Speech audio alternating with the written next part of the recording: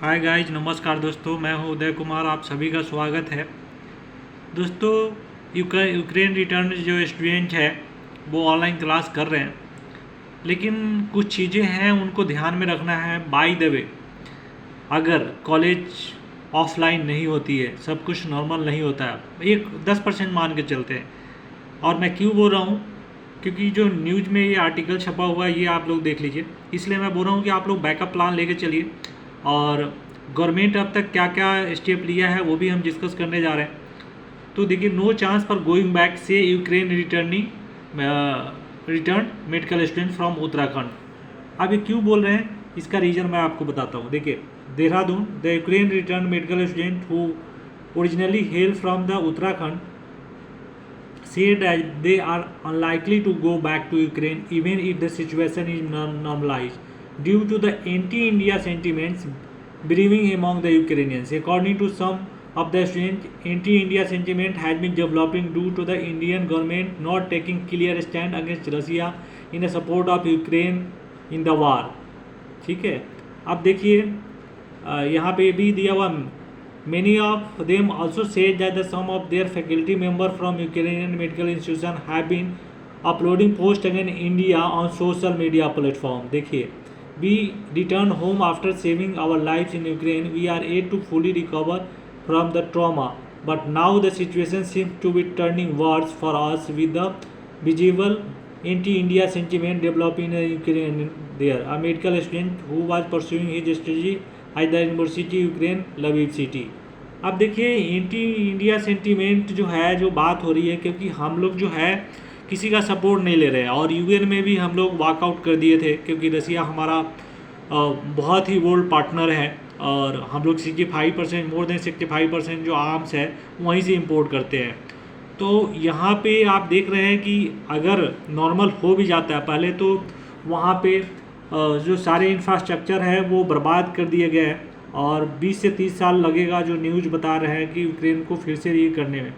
तो by the way, अगर आप जिस यूनिवर्सिटी में पढ़ाई कर रहे हैं और उसकी वहाँ की नॉर्मल होने के बाद आप जाते हैं, तो एक तो लूट मार की समस्या, क्योंकि पैसे वहाँ पे जो नौकरी चली गई है, इंडस्ट्री बर्बाद हो गई है, तो लोग रोड पे गाए गए हैं, भूखमरी है एक तरह से देखा जाए तो उस केस में वो क्या करेंगे, छीन छान होगी, लूट मार होगा। जो पहले जैसे आप जो देख के आए हैं, जो मेरा विचार है वो सब नॉर्मल नहीं होगा।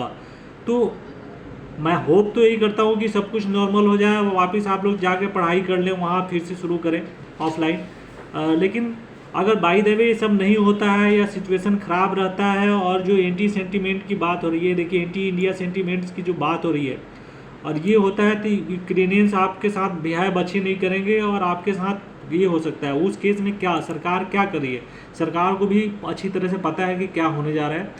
तो एस जयशंकर ने अभी जो बयान दिया था पार्लियामेंट में, कि वो बात कर रहे हैं हंगरी, रोमानिया, पोलैंड, चेक रिपब्लिक और काजिस्तान। और मैं आपको बताऊं, मैंने एक लेटर देखा है जो अभी मैं डिस्क्लोज नहीं कर सकता, क्योंकि जिस दिन एस जयशंकर ने बयान दिया था उसके बाद यूनिवर्सिटी को ये लेटर लिखा गया है, जिसमें ये बोला गया है, कुछ काजिस्तान के यूनिवर्सिटी और हंगरी या रोमानिया जो गवर्नमेंट यूनिवर्सिटी है उनको लेटर लिखा गया भारत सरकार के द्वारा से, कि आप बताइए आप कितने बच्चे का आपके पास वैकेंट सीट है, कौन से ईयर में कितने बच्चों को आप ले सकते हैं। ये सारे डिटेल मांगा गया है उस लेटर में। ठीक है, वो लेटर का कॉपी है मेरे पास, लेकिन वो शेयर नहीं किया जा सकता अभी। ठीक है दोस्तों, और मैं भी बैकअप प्लान तैयार कर लिया हूँ। गवर्नमेंट यूनिवर्सिटी आपको प्राइवेट में कभी भी नहीं लेना है, ठीक है, और गवर्नमेंट यूनिवर्सिटी में एडमिशन लेना है, लेकिन बैकअप अभी हम एडमिशन की बात नहीं कर रहे हैं, मतलब आप बैकअप प्लान में लेके चलिए, ठीक है ना। और बैकअप प्लान का मतलब है कि अगर बाई द वे हम नहीं जा पाते हैं तो हम यहाँ पे एडमिशन लेंगे, और उसमें मैं MBBS असिस्ट बच्चों को फ्री गाइड कर रहा है, और हम जो है इसमें बहुत ही कम खर्च में बच्चों का ट्रांसफ़र करवाएंगे।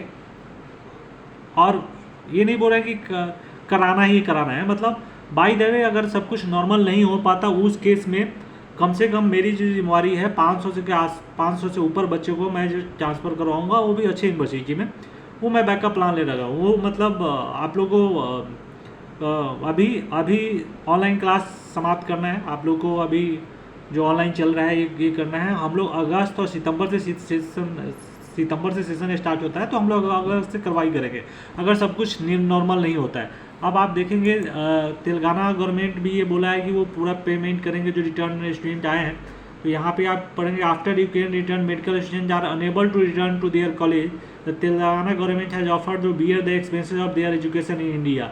Students who have rescued from the war-torn Ukraine can't return to the country to pursue offline MBBS degree, and the online education in medical stream is not acceptable in India. ठीक है, this has made about 10,000 students stuck in a limbo. ठीक है ना, considering the plight of a student, Telangana government has decided to bear the cost of education of Ukraine. ये कर तो लिया है, लेकिन यहाँ पे प्रॉब्लम है, यहाँ पे एनएमसी जब तक अलाउ नहीं करती और एनएमसी रूल में चेंज नहीं करती, जब तक भारत में किसी बच्चे का एडमिशन नहीं हो सकता। ठीक है ना, यहाँ प्रॉब्लम है। इसीलिए गवर्नमेंट जो है सेम सिलेबस वाले, जहाँ जिस कंट्री में सेम सिलेबस है, क्योंकि इंडिया का सिलेबस बिल्कुल नहीं मिलता है यूक्रेन के, तो वो सेम सिलेबस वाले कंट्री से बात कर रहे हैं और उनको लेटर लिखा है। बहुत ही जल्दी भारत सरकार भी बताएंगे इस गवर्नमेंट कॉलेज में इतने सीट खाली है, क्योंकि उनको डिटेल मिल जाएगा। ठीक है, और आपको कोई हेल्प की ज़रूरत है, आप अगर ट्रांसफ़र लेना चाहते हैं, देखिए अभी मैं बोल रहा हूँ कि अभी ट्रांसफ़र नहीं लेना है, ट्रांसफ़र तो आपका सितंबर में, लेकिन बैकअप प्लान अगर लेना चाहते हैं फ्री में, कोई बैकअप प्लान के रिगार्डिंग आपको सजेशन चाहिए तो आप बात कर सकते हैं मुझसे, या टेंशन है कोई गार्जियन जिनको बच्चे को फ्यूचर को लेके, तो वो बात कर सकते हैं। मैं अपना नंबर डिस्क्रिप्शन में डाल रहा हूँ, आप मुझसे डायरेक्ट बात कर सकते हैं।